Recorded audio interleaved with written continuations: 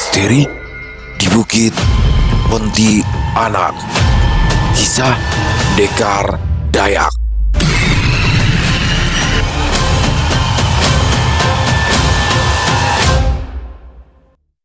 Assalamualaikum warahmatullahi wabarakatuh. Halo semuanya teman-teman, selamat malam. Selamat datang kembali di channel kesayangan kita, channel Ilo Bercerita, dan masih bersama saya Ilo dimanapun teman-teman berada.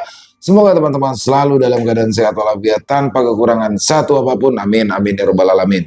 Dan pada kesempatan yang baik ini saya akan membawakan satu kisah favorit kita semua, kisah Pendekar Dayak. Wow, sebuah kisah dari Ahmad dan Bella atau Bang Beben, penulis asal Kota Sampit, Kalimantan Tengah, yang makin seru aja nih. Apalagi sekarang Angkes sudah kembali memiliki Mandau Naga Petak. Wow, dan juga sudah berhasil membalaskan dendamnya kepada sang panglima perang yang sangat terkenal Santero Tanah Dayak, Bunai Amas. Sudah berhasil dia kayau. Wow, dan di episode kali ini akan sedikit membahas tentang legenda atau asal-usul dari Kota Pontianak. Kota yang salah satu kota ya yang ada di Kalimantan Barat. Dan di sini Pontianak dulunya sebuah bukit yang disebutkan dengan nama Pontianak. Jadi terpisah ya.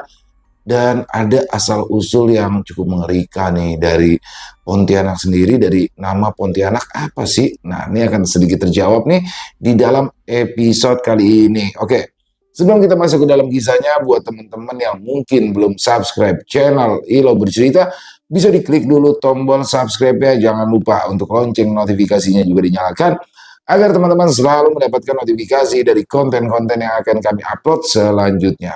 Untuk channel Ilo Bercerita, kami upload setiap hari teman-teman ya. Setiap malam jam 9 malam waktu Indonesia bagian Barat. Gak pakai berlama-lama lagi, pasti udah gak sabaran kan untuk masuk ke dalam kisahnya. Kita langsung saja masuk ke dalam kisahnya. Kita berangkat ke tanah Kalimantan.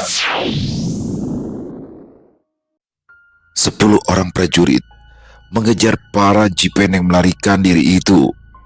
Mereka sedikit ragu sewaktu Angkes menghadang. Bagaimanapun juga, remaja itu baru saja mengayau Bunai Amas, salah seorang panglima perang yang cukup ditakuti di Santero Tanah Dayak.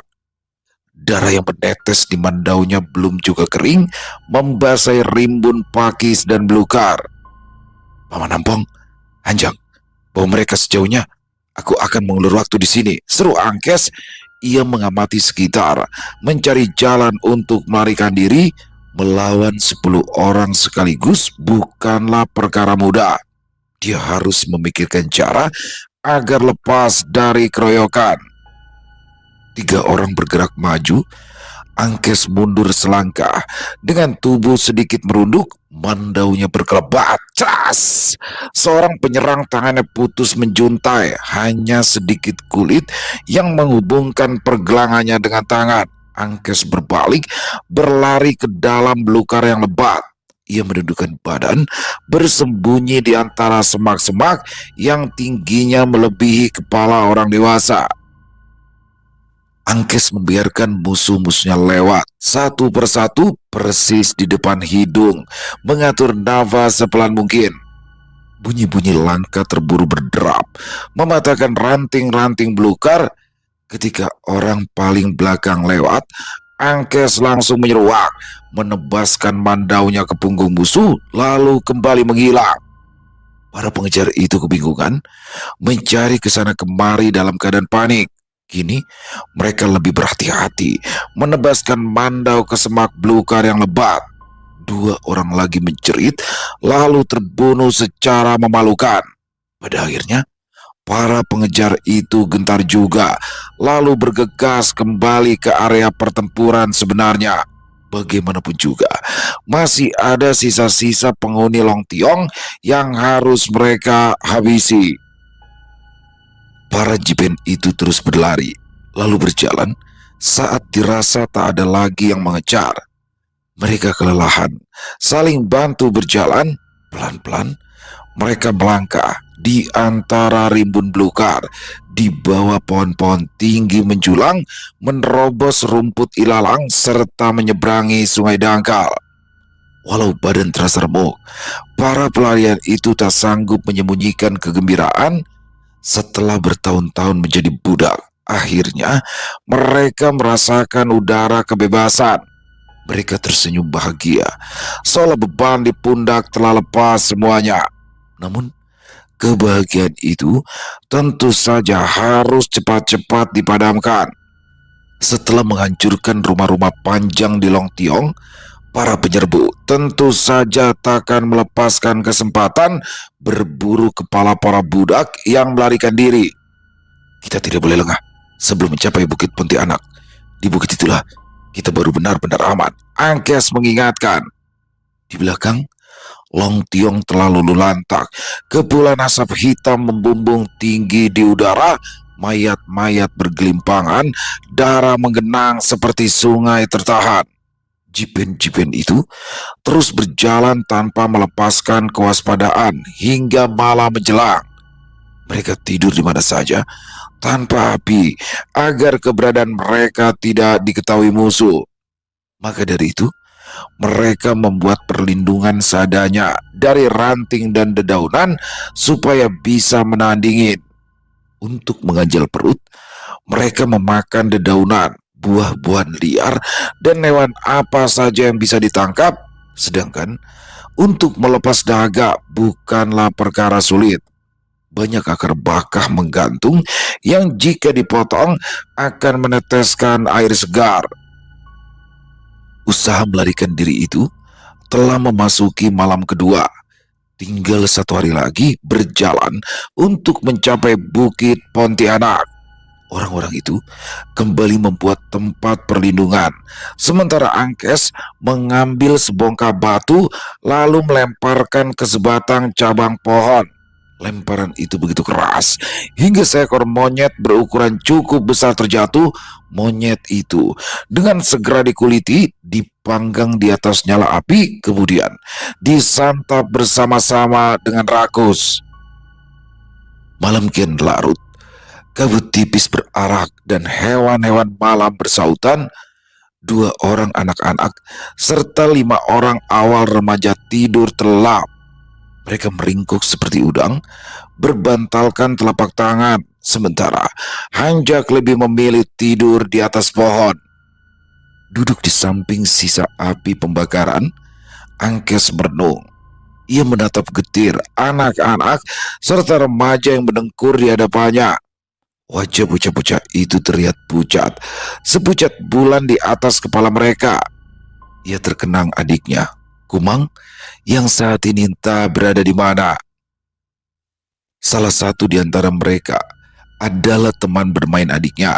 Maka dari itu, rasa khawatir menghinggapinya. Apakah bocah-bocah ini bisa selamat dari bahaya? Di belakang sana, para pemburu kepala itu bisa saja masih mengejar mereka. Jangan risau. Ampong menepuk pundak Angkes lalu duduk di sebelahnya. Anak-anak ini pasti bisa selamat. Saat ini, kita harus melindungi mereka sebisanya. Tapi Paman, kita tidak mungkin terus melarikan diri. Anak-anak ini harus memiliki tempat aman. Sedangkan rumah dan kampung halaman mereka telah hancur bertahun-tahun lalu. Orang tua mereka juga telah tewas. Kemana kita akan membawa mereka? Serahkan pada Nyaring Hatala Langit. Biarkan takdir yang menuntun mereka. Kaki Paman bagaimana? Sudah membaik. Salah seorang di antara anak-anak itu ternyata pandai mengurut. Rupanya keras betul rang si Punai Amas, sekeras batu besar yang ada di sungai. Angkes mengangguk, memegang mandau naga petak yang kini telah berhasil ia rebut. Angkes, apa kau merasa ada yang aneh? Sewaktu berhasil mengayau kepala Punai Amas, Angkes terperajat lalu lekas-lekas berucap, Aku merasa udara dingin menjalar di tubuhku, lalu berganti hangat di sekujur badan. Sesudah itu, aku merasa bersemangat, ingin membunuh lagi dan lagi. Ya, kau telah menyerap kekuatan Punai Amas, kata Ampong. Apa maksudnya, Paman? Angkes menatap Ampong serius, dahinya mengkerut dan biji matanya membulat. Mengayau, tidak hanya untuk ritual, Tidak pula sekedar mahar perkawinan atau tanda kehormatan sebagai seorang prajurit. Namun mengayau adalah untuk mengambil kekuatan musuh. Semakin kuat musuh yang dikayau, semakin besar pula kekuatan yang didapat. Hal ini jauh lebih cepat daripada balampa bertahun-tahun yang belum tentu membuahkan hasil. Angkes menarik nafas dalam-dalam lalu menghela panjang. Alasan terakhir lebih mudah ia mengerti. Apa paman pernah mengayau? Tanyanya lagi. Ampung tertawa hingga matanya menyipit. Tentu saja, tidak ada lelaki Dayak yang mengawini perempuan tanpa mengayau. Dan tidak ada perempuan Dayak yang mau menikahi lelaki lemah. Angkes terdiam, menyadari kebodohannya. Sesudah itu ia ikut tertawa. Paman, kau tahu siapa yang telah menyerang Long Tiong? Pastilah, itu orang-orang yang bermukim di hilir Mahakam. Aku melihat setidaknya ada 2 damang orang Sirau. Bertahun-tahun mereka berperang melawan Tumenggung Kiam Undang dan Punai Amas. Mereka tidak pernah mau tunduk kepada orang Long Tiong, meskipun satu suku. Selain itu, juga ada damang orang Apoy dan Munan. Sepertinya mereka bersekutu untuk menuntut balas. Tutur Ampong panjang lebar. Selanjutnya, kedua pelarian itu terlibat obrolan ringan yang tidak terlalu berarti. Mereka saling menghebat-hebatkan diri sendiri tentang pertarungan melawan Punai Amas. Ampong dengan ponga menceritakan bagaimana ia melumpuhkan para musuh untuk menyelamatkan anak-anak dan remaja. Sementara Angkes membanggakan caranya menipu 10 orang musuh yang mengejar lalu melibas beberapa orang diantaranya. Pada akhirnya, malam semakin sepi dan Ampong menguap berkali-kali. Paman, tidur terlebih dahulu. Aku akan berjaga.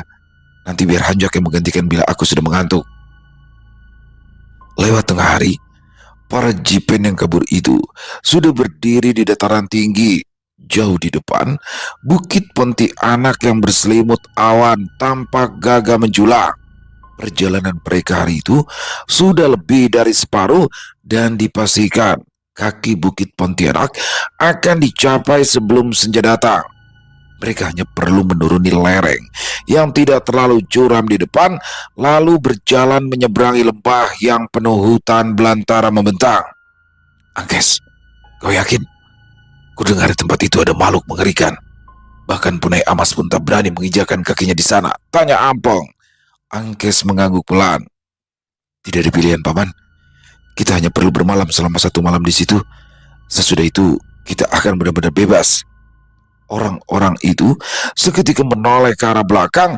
Wajah mereka mendadak cemas. Burung-burung berhamburan dari pucuk-pucuk pohon di bawah bukit nun jauh di sana.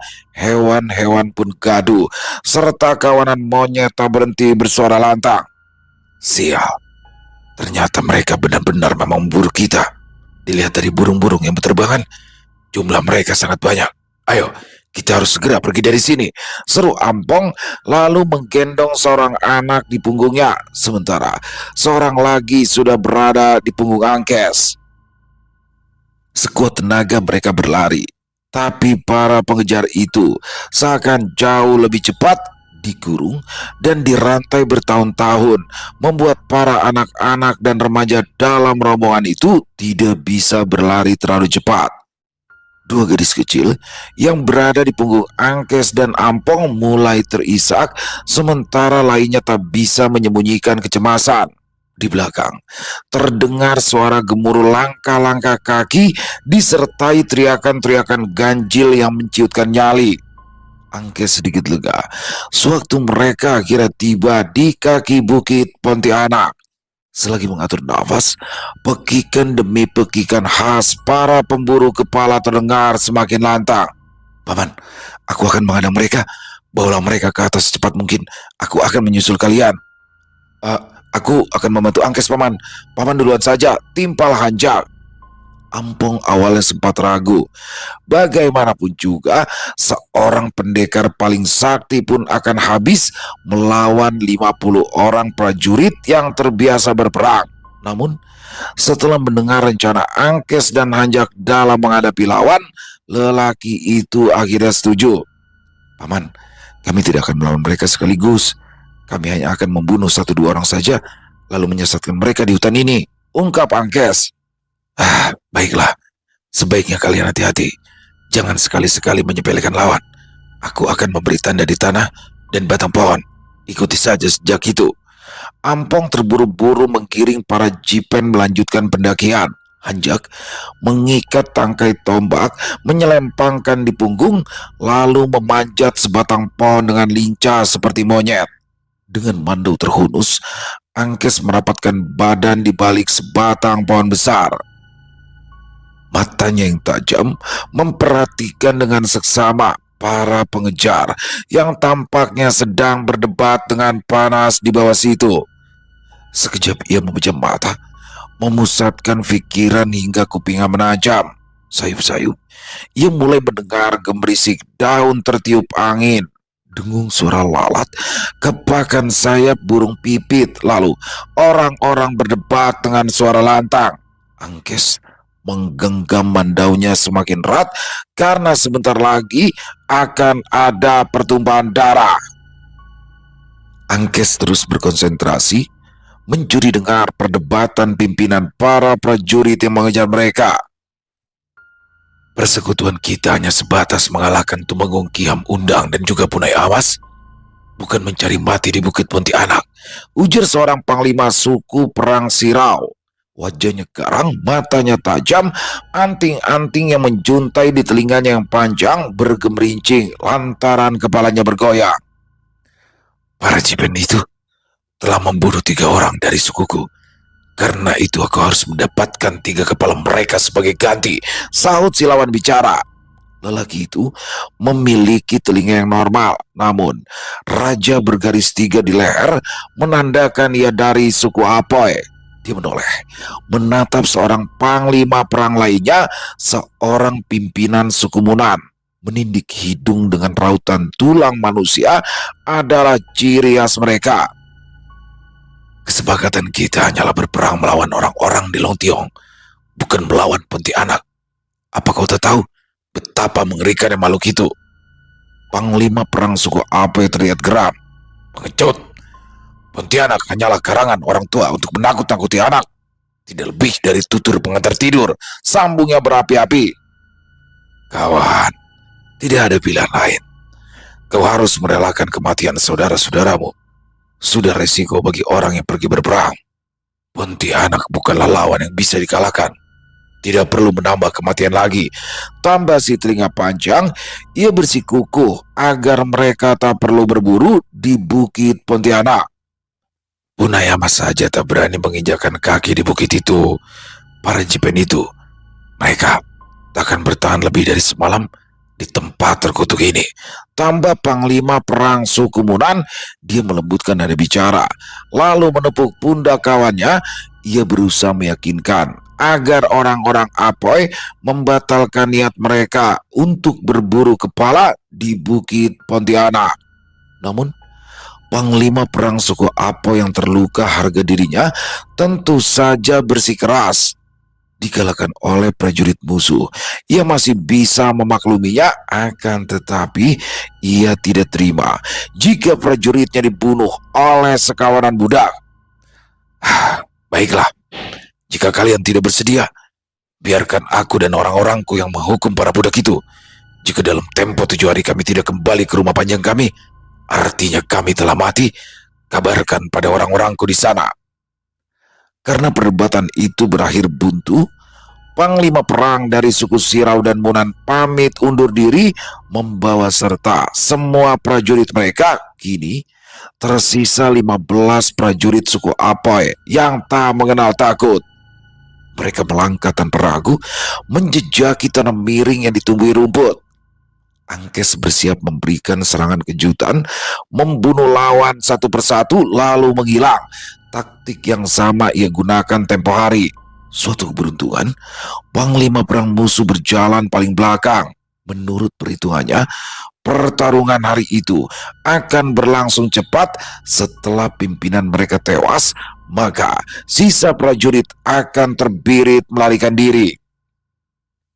Angkes menahan nafas. Matanya tak pernah lepas dari pasukan musuh yang mulai mendekat. Satu persatu musuh lewat, tapi ia tetap bersabar mengintai. Dia bersikap tenang setenang batu sungai diterjang arus deras. Mandau digenggam semakin erat. Sasarannya mendekat, pimpinan musuhnya lewat. Angkes mulai menghitung jarak serangan yang tepat. 1 langkah, 2 langkah, 3 langkah. Angkes sekejap menyeruak. Bak macan dan keluar dari persembunyian untuk menyergap mangsa. Mandau diayunkan dari samping, menyasar leher lawan. Namun, sekonyong-konyong, Angkes terbelalak. Mandaunya menebas angin. Sasarannya terlebih dulu menunduk, bermanuver, lalu menyambetkan mandaunya dengan cepat. Angkes gelagapan. Mengganti arah tebasan, serangan kini berubah menjadi tangkisan. Terdengar dentingan keras, diiringi percikan api, baja bertemu baja. Angkes termundur, tangannya kebas dan mandaunya bergetar hebat. Sekelebat, dia melihat ujung mandau musuhnya melesat, bergerak menikam dadanya. Tanpa pertahanan, Angkes berkelit, lalu melompat, meraih cawang pohon, kemudian berayun di udara dan mendarat dengan mulus. Ia masih penasaran, kembali melakukan serangan. Sekali lagi, ia dibuat terperanjat, sedikit kagum tentunya. Musuhnya ini mengandalkan kecepatan, berbeda dengan punai amas yang mengandalkan kekuatan. Tiga mana Angkes begitu mudah dihindari, disusul sikut menghantam dahi, sapuan di kaki, membuatnya terjengkang, diiringi bacokan mengarah tepat ke perutnya. Dia menjerit, tapi selamat. Tangkai tombak menahan serangan musuh. Terbaring di atas tanah, dia melihat Hanjak berjibaku menangkis serangan panglima perang suku Apoy. Hanya sebentar saja, Hanjak sudah terpanting terkena tendangan di dada. Orang-orang Apoy mulai berdatangan untuk membantu pimpinan mereka. Hanjak lari, berpencar, pergi ke Angkes.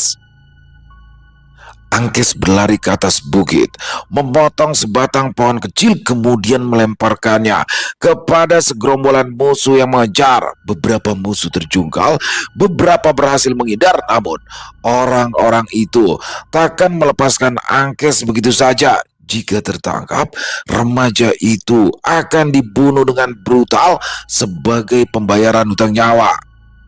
Sesampainya di atas bukit, Angkes berlari dan terus berlari, menembus kabut yang berarak, kabut abadi yang seperti gumpalan awan jatuh di puncak bukit yang penuh pepohonan tinggi menjulang. Angkes melangkah sembari mengutuki diri sendiri. Dia baru saja menyadari kebodohannya. Ternyata di atas langit masih ada langit. Musuh yang ia lawan barusan ternyata lebih hebat dari punai amas. Dia merasa melawan seekor beruang, kuat dan juga gesit. Suatu keberuntungan, ia berhasil melarikan diri. Sekuat-kuatnya, ia meyakinkan diri sendiri bahwa tindakannya bukanlah ulah seorang pengecut. Ia teringat kata-kata Ampong, bahwa seorang pendekar harus bisa berhitung, harus tahu kapan mesti bertarung dan kapan memutuskan mundur dari pertempuran. Toh, tidak semua pertarungan harus dimenangkan. Ada kalanya seorang pendekar harus mengakui kekalahan untuk belajar dari kesalahan. Angkes akhirnya sedikit lega, mulai melupakan kekalahannya karena ada urusan yang lebih penting di depan mata. Dia harus segera bergabung dengan Ampong, Hanjak, serta para jipen yang mereka selamatkan. Hari kian senja, entah sudah berapa lama Angkes berjalan tanpa arah. Dia merasa berputar-putar di situ saja. Kabut yang membentang tanpa ujung membuat jarak pandangnya terbatas. Goresan di kulit pohon serta ranting yang disusun di atas tanah telah ia ikuti, tapi tak ada tanda-tanda keberadaan Ampong. Dia justru merasa semakin jauh tenggelam ke dalam kabut yang membawa hawa sejuk. Selain itu, Hanjak sepertinya juga ikutan menghilang. Angkes merasakan cacing di dalam perutnya berontak. Cuaca dingin perbukitan membuatnya cepat lapar. Ditambah lagi perjalanan yang menguras tenaga, mulailah Dia memakan sayuran liar yang tumbuh di sembarang tempat, tapi segera saja ia muntahkan. Ah, sial, apa ini?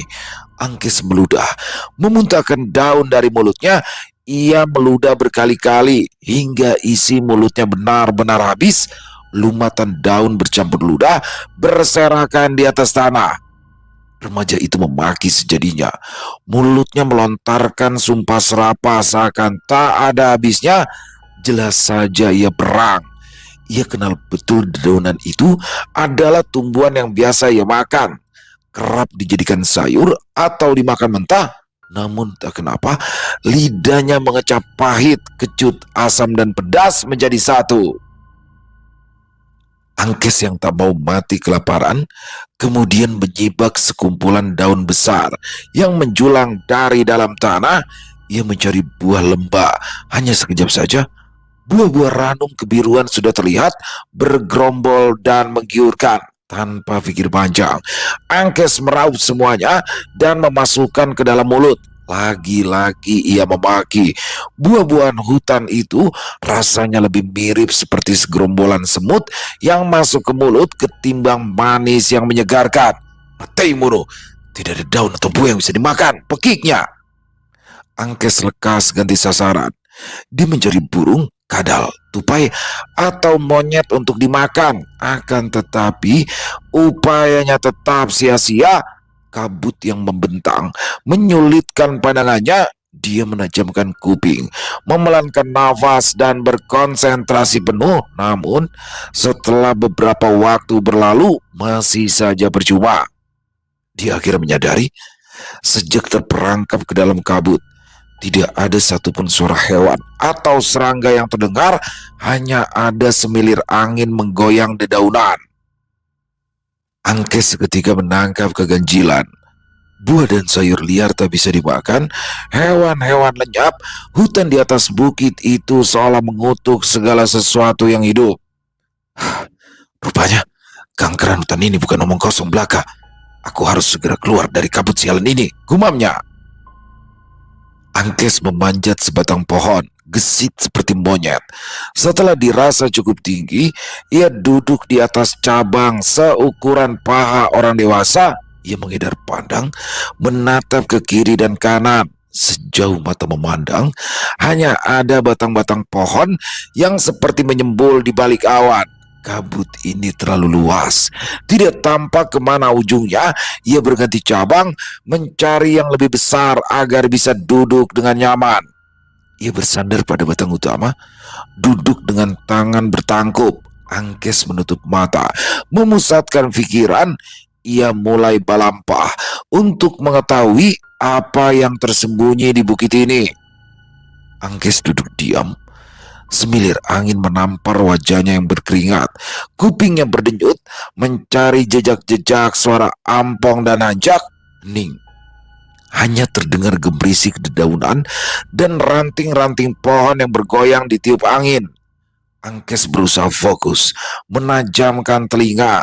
Hingga sayup-sayup ia mendengar suara gaduh di kejauhan, seperti suara orang berkelahi, lalu diiringi jerit kematian. Sesudah itu, derap-derap langkah kaki. Jelas sekali suara langkah orang berlari, sepertinya melarikan diri. Angkes karuan tak tenang. Dia khawatir ampong atau hanjak terlibat pertarungan yang tak seimbang. Ia kembali memusatkan pendengaran, mencari asal suara. Beberapa saat berlalu, yang terdengar hanyalah kesunyian. Tidak ada lagi suara jerit, tidak juga suara orang berlari. Namun ia kemudian mendengar suara dengus nafas sangat pelan hingga nyaris tak terdengar. Kemudian berganti jadi geraman. Angkes menduga itu adalah suara binatang buas, mungkin anjing hutan atau macan dahan. Angkes mengatur nafas, jantungnya berdetak semakin pelan, pikirannya kian jernih dan pendengarannya bertambah tajam. Dia kemudian mendengar suara cabang pohon bergoyang keras di kejauhan. Tidak mungkin ditiup angin. Pastilah monyet berukuran sangat besar, bisa jadi itu kayu atau orang hutan. Telinganya menangkap gerakan makhluk itu sedang melompat dari dahan ke dahan. Angkes merasa janggal. Suara-suara cabang pohon yang bergoyang kian lama kian dekat. Ia siaga, membuka mata lalu terperanjat. Ternyata hari sudah sepenuhnya gelap. Angkes mengerjap-ngerjap beberapa kali hingga matanya terbiasa dengan kegelapan. Di bawah pohon, kabut-kabut tipis masih berarak, berpendar temara memantulkan cahaya bulan yang pucat. Angkes siaga menggenggam mandaunya begitu erat. Suara daun yang bergemerisi keras kini bisa ditangkap dengan pendengaran biasa. Kebetulan aku sedang lapar. Jantungmu akan mengenyangkanku. Datanglah kayu sialan, desisnya dengan senyuman tipis. Angkes waspada, bersiap menerima serangan. Samar-samar di balik gelap, dia melihat batang-batang pohon bergoyang, berpindah dari satu cabang ke cabang lainnya. Dia merasakan dadanya berdegup kencang, nafasnya mulai tak beratur. Kresek, kresek. Kini, pohon yang persis di seberang bergoyang keras, miring ke kiri dan ke kanan. Seketika, Angkes ciut nyali. Hanya makhluk berbadan sangat besarlah yang mampu menggoyang batang pohon begitu kencang. Angkes menanti dengan keringat mengucur. Di seberang, terdengar suara geraman panjang yang sangat mengerikan. Sekonyong ia gentar. Dia belum pernah mendengar geraman semengerikan itu. Bahkan dari hewan paling buas sekalipun. Di seberang sana, berjarak 3 tombak, dia melihat sepasang mata memperhatikannya. Dari balik dedaunan bersinar bak nyala api, kontras dengan kegelapan yang pekat. Laki-laki, aku benci laki-laki. Aku akan membunuh semua laki-laki, ujar makhluk di seberang sana dengan suara berat. Angkes terkaget-kaget hingga hampir terjatuh dengan sigap. Ia berhasil memegang seutas ranting. Bulu kuduk Angkes merinding hebat. Menyadari makhluk itu bisa bicara, kini ia mulai takut. Dia sadar yang ia hadapi bukanlah hewan buas. Celaka, Pontianak, berkikap cemas. Angkes terkesiap. Makhluk itu melompat dengan kuku yang tajam. Angkes menyabetkan mandau dengan segenap kekuatan, tapi kalah gesit. Makhluk itu terlalu cepat. Hantaman di pipi membuatnya terlempar. Angkes merasakan pipinya perih dan tubuhnya meluncur deras ke atas tanah. Dia menendang batang pohon. Tubuhnya melenting seperti memantul, lalu berputar di udara. Ia berhasil mendarat. Meski sedikit terpleset, ia berlari secepat mungkin menembus kabut yang menggumpal. Brak!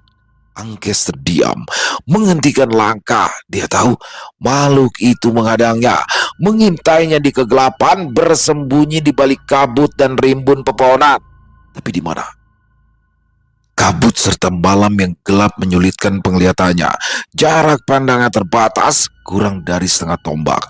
Ia hanya mengandalkan pendengaran. Suara kerasa kerusuk terdengar berpindah-pindah. Di belakang, kiri dan kanan, Angkes waspada dengan mandau di tangan. Suara kerasa kerusuk berganti geraman, lalu lirih suara perempuan menangis. Angkes merasakan bulu-bulu di tengkuknya meremang. Dia tak takut pada manusia paling sadis sekalipun. Namun hantu bukanlah perkara main-main. Tak mungkin manusia bisa mengalahkan hantu. Laki-laki, aku akan membunuh semua laki-laki. Angkes terkesiap. Suara seram itu persis di samping telinga. Dia berputar cepat menebas mandau sekuatnya. Akan tetapi tidak ada siapa-siapa di situ. Hanya ada kabut, angin dan gelap malam.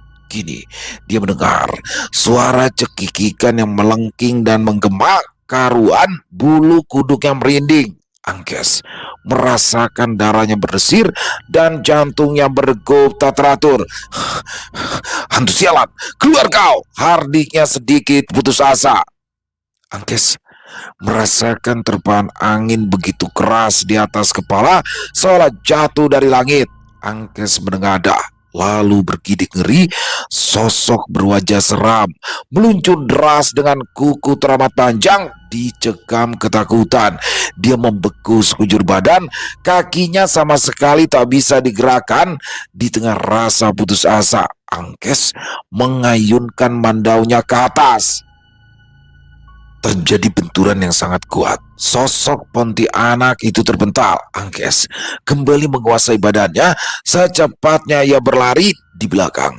Suara tawa yang memekikan telinga kembali terdengar lantang menelusup di antara ranting-ranting pohon dan rimbun dedaunan. Mau tak mau, Angkes pun mengakui bahwa saat itu ia dicekam rasa ketakutan yang meruntuhkan nyali. Hilang sudah keberaniannya sebagai pendekar yang telah membunuh panglima perang lawan.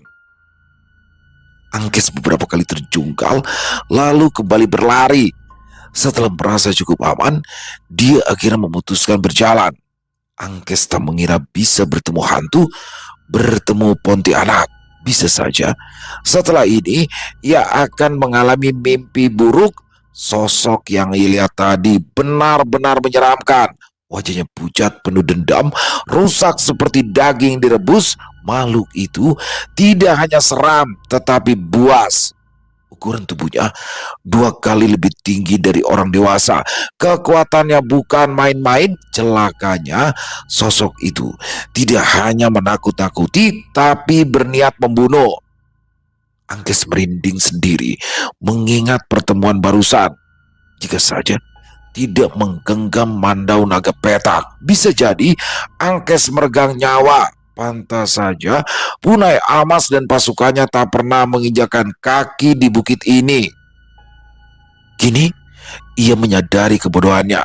Mereka mungkin saja lolos dari pengejaran para pemburu kepala, tapi Pontianak, apa mereka bisa lepas? Angkes terdiam, lalu memperhatikan mandau yang ia pegang. Ada cairan kental di bilanya berwarna hijau. Rupanya darah hantu berwarna hijau. Gumamnya sinis. Angkes lantas berpikir, jika makhluk itu bisa berdarah, artinya dia bisa dibunuh. Namun tentu saja ia tak mau cari perkara. Pertemuan singkat tadi menunjukkan bahwa makhluk itu memiliki kekuatan setara 6 lelaki dewasa. Dan Angkes yakin makhluk tadi hanya menunjukkan separuh kekuatannya. Maka dari itu, ia memutuskan untuk melarikan diri saja. Setidaknya, Pontianak tadi akan berpikir 2 kali untuk menyerang lantaran mandaunya telah berhasil membuat makhluk mengerikan itu terluka. Angkes berjalan terhuyung di bawah cahaya bulan temaram. Pipinya telah membengkak dan terasa perih, matanya hampir-hampir tak bisa dibuka. Bernafas pun ia merasa sulit lantaran lubang hidungnya menyempit.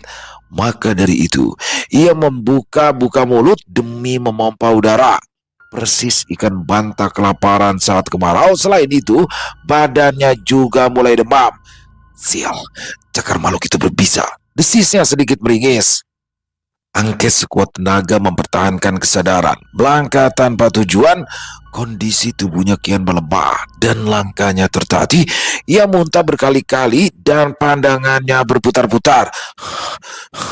Apakah aku akan mati di sini? Ujar rebah di atas tanah. Dalam keadaan putus asa, dia melihat ada nyala api di kejauhan.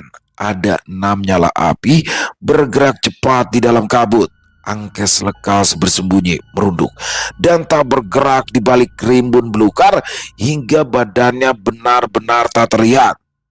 Samar-samar, dia melihat 6 lelaki dewasa memegang obor, pasukan pemburu kepala yang tadi mengejar. Wajah mereka panik dan bicara dengan nada keras. Orang-orang itu sepertinya terlibat perbincangan serius, saling menyalahkan, lalu masing-masing mencabut mandau.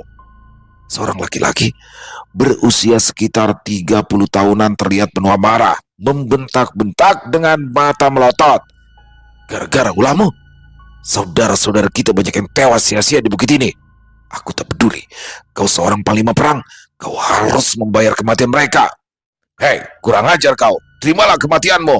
Lelaki yang disebut panglima itu bertindak cepat mengayunkan mandau.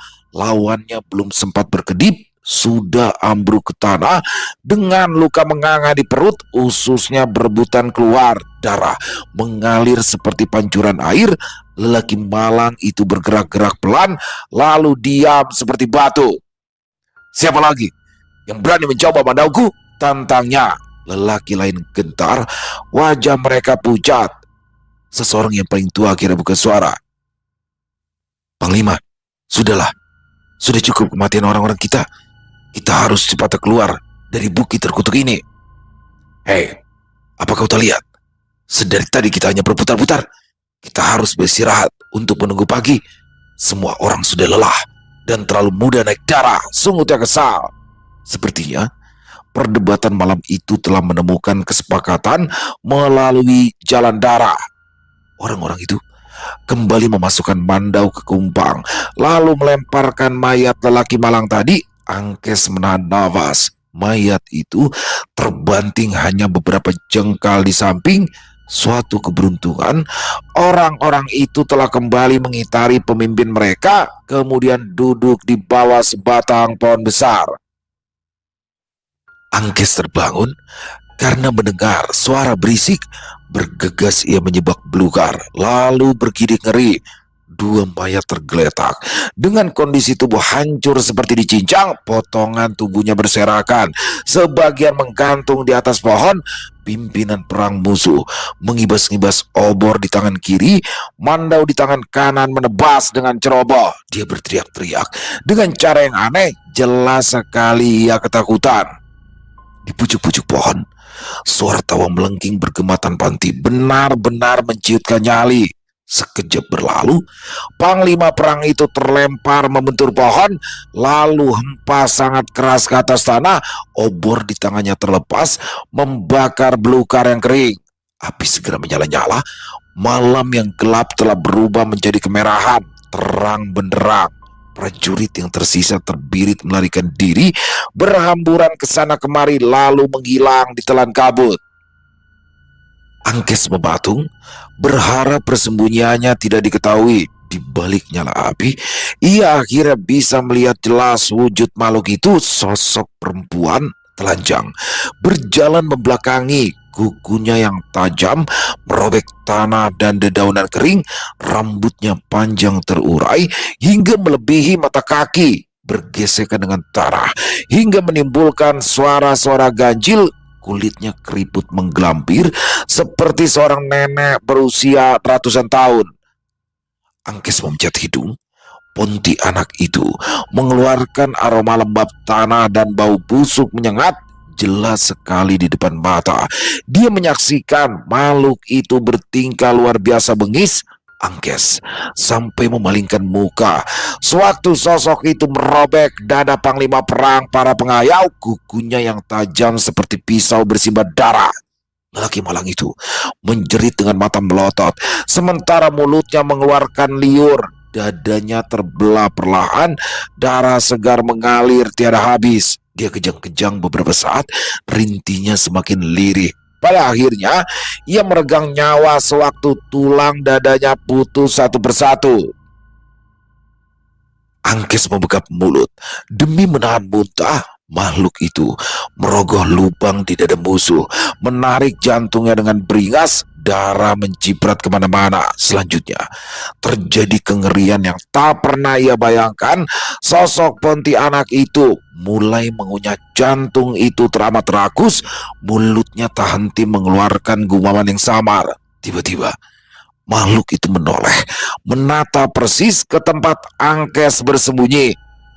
Laki-laki, aku benci laki-laki. Aku akan membunuh kalian, racaunya sembari memasukkan potongan jantung ke mulut. Sial, aku ketahuan. Kepayahan, Angkes berdiri, memaksakan kaki, berlari secepat mungkin. Tentu saja ia sempoyongan, pijakannya terlalu goyah. Pontianak itu tertawa kencang, membiarkan Angkes lari sejauh mungkin untuk kemudian diburu. Terdorong keinginan untuk terus hidup, Angkes berlari tanpa henti. Beberapa kali ia terjungkal karena menabrak batang pohon. Beberapa kali jua ia terpleset akar liar. Namun, ia selalu berlari meski kesehatannya menurun dan seluruh badannya merasakan sakit. Brak! Angkes terpental, badannya terjengkang ke belakang. Ia menabrak batang pohon yang sangat besar. Tertatih, ia kembali berdiri, berpijak dengan dua kaki. Akan tetapi, dia merasakan ada yang janggal. Batang pohon di depannya bergerak-gerak pelan. Selain itu, juga terdengar suara nafas putus-putus. Sekonyong Angkes merinding tak karuan. Ternyata, ia bukan membentur pohon, tapi hantu tadi. Mata sosok itu menyala temara memantulkan cahaya bulan. Hantu sialan, aku akan membunuhmu jika berani menggangguku. Pergilah, urusi urusanmu. Bukannya gentar, sosok Pontianak justru tertawa melengking. Angin malam seketika berembus kencang.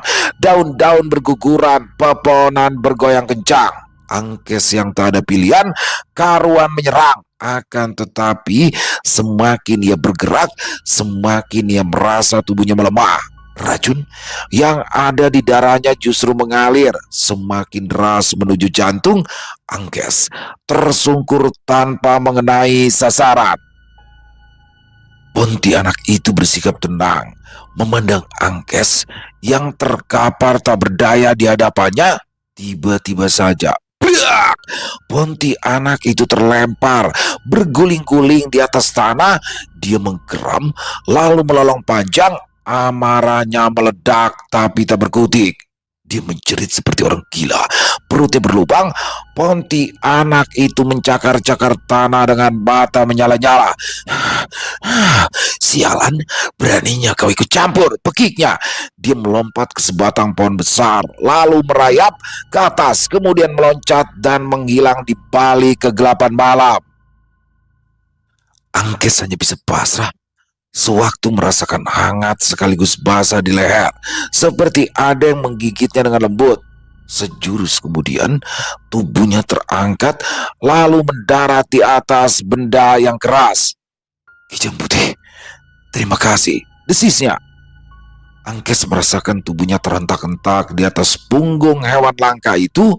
Ia tak tahu akan dibawa kemana, hingga akhirnya memejam mata. Dalam keadaan antara sadar dan terjaga, dia melihat seorang nenek tua sedang menari dengan gelang gemerincing, sementara mulutnya melantunkan doa-doa suci. Selesai. Wow, luar biasa Angkes, keren banget Angkes ya. Dan di sini Angkes menjadi pemimpin dalam pelarian para jipen ataupun budak ini. Mereka terpaksa menaiki Bukit Pontianak yang bahkan seorang panglima perang yang terkenal sangar yaitu Punai Amas nggak berani tuh untuk mendaki bukit tersebut. Tapi karena udah kepepet ya mau nggak mau ya kan, dia bilang hanya 1 malam aja deh di Pontianak. Tapi ternyata di sini bagaimana teror didapati oleh Angkes ketika dia menghindari kejaran dari para pengayal. Dan ternyata di sini asal-usul Pontianak dari hantu kuntilanak. Wah, serem juga ya teman-teman. Dan ini kayaknya ini ya, The Queen of Kuntilanak kayaknya ya, ratunya, karena serem pakai banget. Dan waduh, dia bener-bener nyerang manusia. Dan di sini berbisa banget tuh cakarnya dan segala macamnya. Dan dia benci banget sama laki-laki. Jadi setiap ada laki-laki dia hajar, dan terakhir itu ngeri banget ya, diambil jantungnya lalu dimakan. Angkes sempat selamat karena dia megang Mandau Naga Petak, yang mana Mandau Naga Petak ini diyakini bisa membunuh 70 jenis hantu atau kambehai. Salah satunya mungkin Pontianak ini ya. Dan di endingnya nih keren banget nih, bagaimana ternyata dia sudah hampir dimangsa oleh hantu kuntilanak itu, tapi diselamatkan oleh Kijang Putih. Waduh, Kijang yang selama ini dicari-cari oleh orang-orang di santero tanah Kalimantan, terakhir Punai Amas, karena diyakini bisa memberikan kekuatan atau kejayaan. Wah, makin menarik aja nih. Apakah nantinya Angkes akan berhasil membawa teman-temannya semua itu selamat?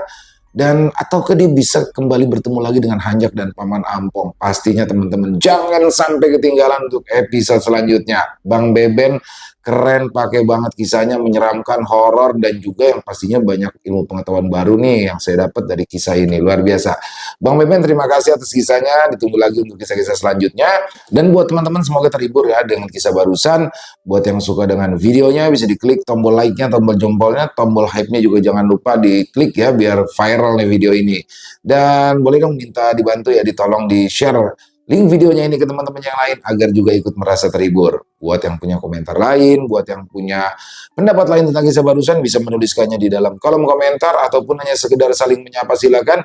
Insya Allah kami akan membalasnya satu persatu. Di akhir kata, saya Ilo mengucapkan permohonan maaf apabila mungkin dalam pembawaan kisahnya barusan ada kata-kata saya yang salah ataupun ada kata-kata saya mungkin yang kurang berkenan.